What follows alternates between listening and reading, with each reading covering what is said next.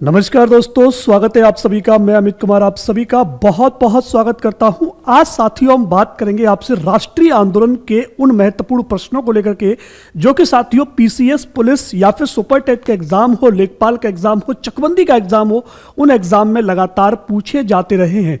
अगर आपको वीडियो पसंद आता है, वीडियो अच्छा लगता है तो वीडियो को लाइक कीजिएगा, शेयर कीजिएगा अपने दोस्तों के साथ। और शुरुआत करते हैं आज के प्रश्न की। एक एक चीज का आंसर आपको क्लास में मिलता रहेगा। पहला प्रश्न पूछा है कि कलकत्ता में एशियाटिक सोसाइटी ऑफ बंगाल की स्थापना 1784 में किसने की थी? जोनाथन डंकन ने, विलियम जोन्स ने, वारेन हेस्टिंग्स ने और चार्ल्स ग्रांट ने। तो यहां पर जो आपका राइट आंसर होता है दोस्तों वो हो जाता है विलियम जोन्स। विलियम जोन्स ने साथियों कलकत्ता में एशियाटिक सोसाइटी ऑफ बंगाल की स्थापना 1784 में की थी। भारतीय संघ यानी कि इंडियन एसोसिएशन के संस्थापक का नाम क्या था? मैं डायरेक्ट आंसर पे ही चलूंगा जिससे कि आप तेजी के साथ सभी प्रश्न कर सकें। भारतीय संघ के संस्थापक सुरेंद्र नाथ बनर्जी थे। इसका सही जवाब यहां पर डी ऑप्शन हो जाएगा बिना किसी समस्या के। चलते हैं अगले प्रश्न की ओर।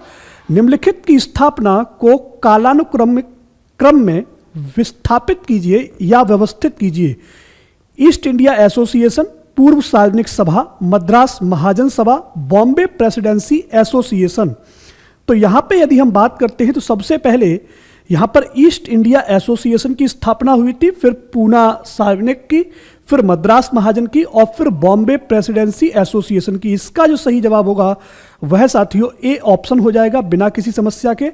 भारतीय राष्ट्रीय कांग्रेस की स्थापना कब हुई थी? तो भारतीय राष्ट्रीय कांग्रेस की स्थापना 1885 में ए.ओ. ह्यूम के द्वारा की गई थी। चलते हैं अगले प्रश्न पर कि भारतीय राष्ट्रीय कांग्रेस के संस्थापक का क्या नाम था या कौन थे? तो यहां पर मैंने अभी अभी नाम लिया था ए.ओ. ह्यूम। ए.ओ. ह्यूम ने 1885 में इसकी स्थापना की थी। भारतीय राष्ट्रीय कांग्रेस का प्रथम अधिवेशन कहां हुआ था? तो भारतीय राष्ट्रीय कांग्रेस का प्रथम अधिवेशन मुंबई में हुआ था। आपका सी जवाब सही हो जाएगा।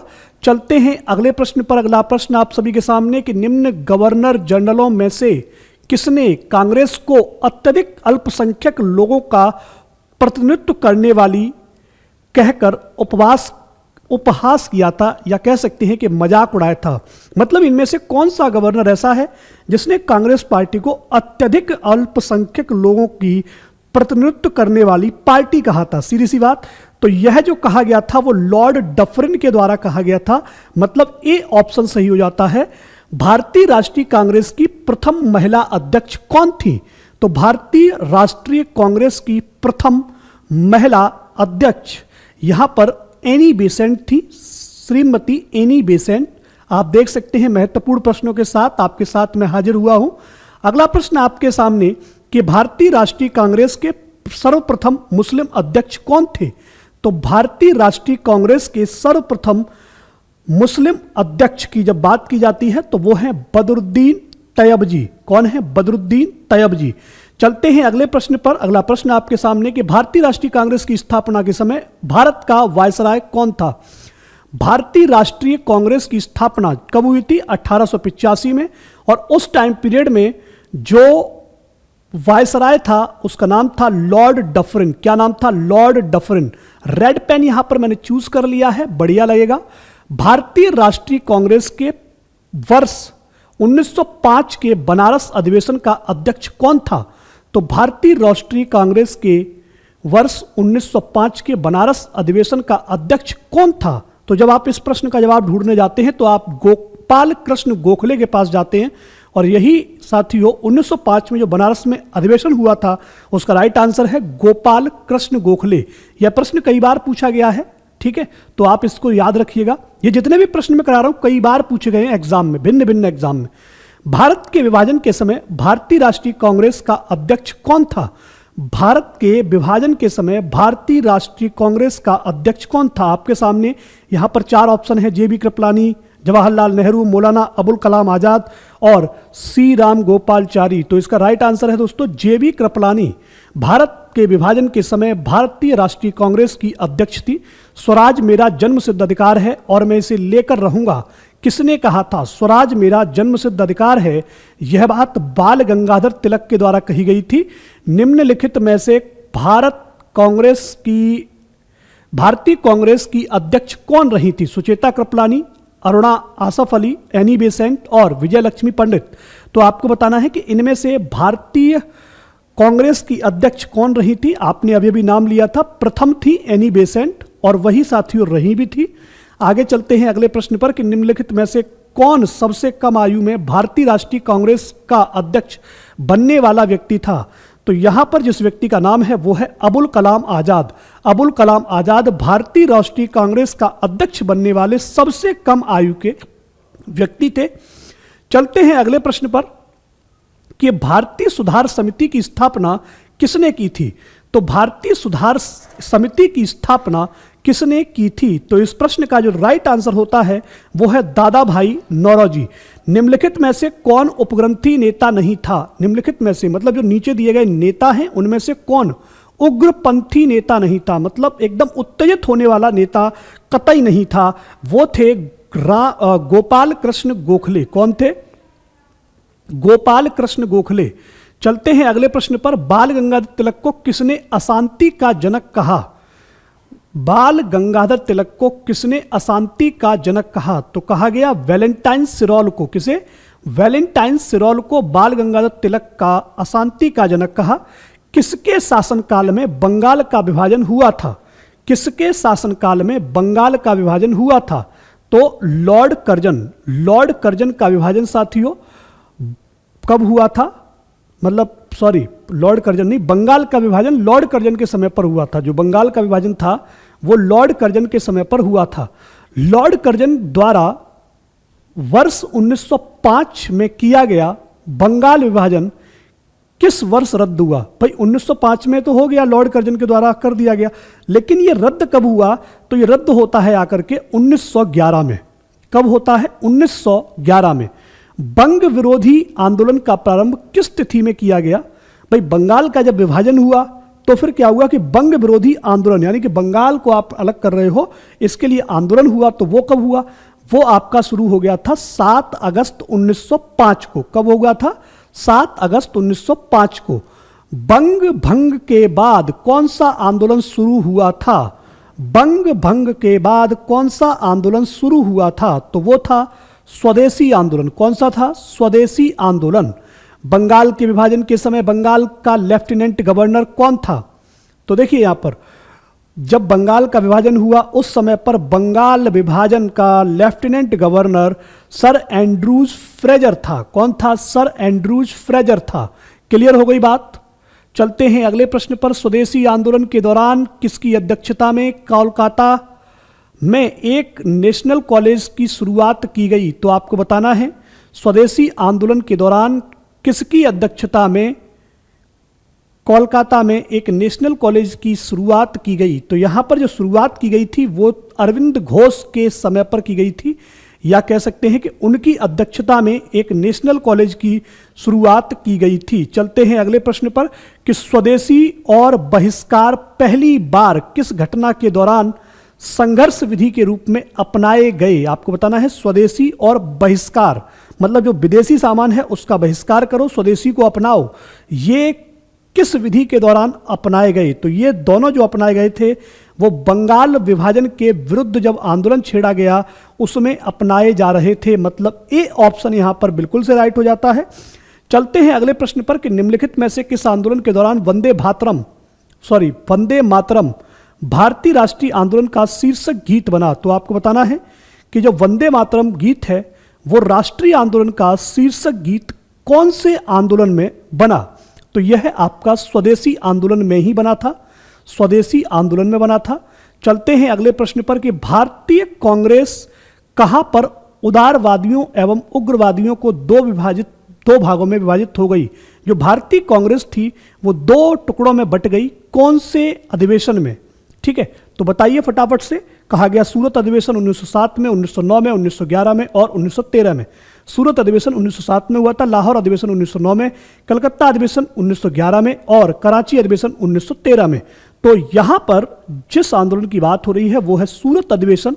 सूरत अधिवेशन में साथियों भारतीय कांग्रेस उदारवादी और उग्रवादी 2 अलग अलग खेमों में बट गई थी। चलते हैं अगले प्रश्न पर कि वर्ष 1907 के भारतीय राष्ट्रीय कांग्रेस के सूरत के वार्षिक अधिवेशन के अध्यक्ष कौन थे?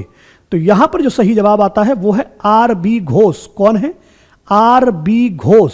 सही जवाब आपको मिल गया होगा। चलते हैं अगले प्रश्न पर कि वर्ष 1906 में मुस्लिम लीग की स्थापना हुई थी, तो वो कहां पर हुई थी? मुस्लिम लीग की स्थापना 1906 में हुई, लेकिन कहां पर हुई? तो उसका जवाब है ढाका में। कहां पर हुई थी? ढाका में इसका राइट आंसर है। मुस्लिम लीग का प्रथम अध्यक्ष कौन था? मुस्लिम लीग का प्रथम अध्यक्ष कौन था? आपको 4 ऑप्शन दिए हुए हैं, उनमें है आगा खां, हमीद खां, हसन खां और एम ए जिन्ना। तो इसका सही जवाब है कि मुस्लिम लीग की जो स्थापना थी वो ढाका में आगा खां की अध्यक्षता में की गई थी। चलते हैं अगले प्रश्न पर कि निम्नलिखित में से किसने ऑल इंडिया मुस्लिम लीग की स्थापना की? भैया आपको बताना है कि इंडिया के अंदर जो ऑल इंडिया मुस्लिम लीग की स्थापना हुई वो किसके द्वारा की गई, तो या उसकी अध्यक्षता किसके द्वारा की गई? तो उसकी अध्यक्षता नवाब सलीमुल्लाह खां के द्वारा की गई। किसके द्वारा? नवाब सलीमुल्लाह खां। मार्ले मिंटो सुधार बिल किस वर्ष पारित किया गया? मार्ले मिंटो सुधार बिल किस वर्ष पारित किया गया? तो वो वर्ष आता है 1909। 1909 में मार्ले मिंटो सुधार बिल पारित किया गया। 1909 के इंडियन काउंसिल एक्ट में किस बात की व्यवस्था की गई थी? वर्ष 1909 इंडियन काउंसिल एक्ट में किस बात की व्यवस्था की गई थी? तो यहां पर जो व्यवस्था की गई थी वो है सांप्रदायिक प्रतिनिधित्व की व्यवस्था। चलते हैं अगले प्रश्न पर कि ब्रिटिश काल में दिल्ली के पहले भारत की राजधानी कहां थी? भाई दिल्ली जो राजधानी बना है उस ब्रिटिश काल में, तो दिल्ली से पहले, तो दिल्ली जब बनी थी उसके पहले कौन सी राजधानी थी? तो यहां पर जब राजधानी की बात आती है तो वो है साथियों कलकत्ता। ठीक है, कलकत्ता थी उससे पहले, फिर दिल्ली आ गई, शिफ्ट हो गई। चलिए, वर्ष 1912 में जब राजधानी दिल्ली से कलकत्ता से दिल्ली लाई गई उस समय भारत के वायसराय कौन थे? मतलब जब राजधानी हमारी कलकत्ता थी, कलकत्ता से शिफ्ट करके दिल्ली लाई गई 1912 में, उस समय पर भारत का वायसराय कौन था? तो इस प्रश्न का जवाब हो जाता है लॉर्ड हार्डिंग। लॉर्ड हार्डिंग साथियों भारत के वायसराय थे जब राजधानी कलकत्ता से दिल्ली लाई गई। किस वर्ष भारत की राजधानी कलकत्ता से लाई गई? अभी अभी हमने बात कर ली। ठीक है, अभी क्या हमने बताया आपको? 1912 की बात हो रही थी, लेकिन जो एक्चुअल वर्ष है जब शिफ्टिंग की बात शुरू हो गई थी वो वर्ष 1911 में हो गई थी। कब हो गई थी? वर्ष 1911 में इसकी शुरुआत हो गई थी। ठीक है, चलते हैं अगले प्रश्न पर। वर्ष 1916 में भारतीय राष्ट्रीय कांग्रेस के लखनऊ अधिवेशन की अध्यक्षता किसने की थी? तो आपको बताना है कि इसकी अध्यक्षता किसके द्वारा की गई थी?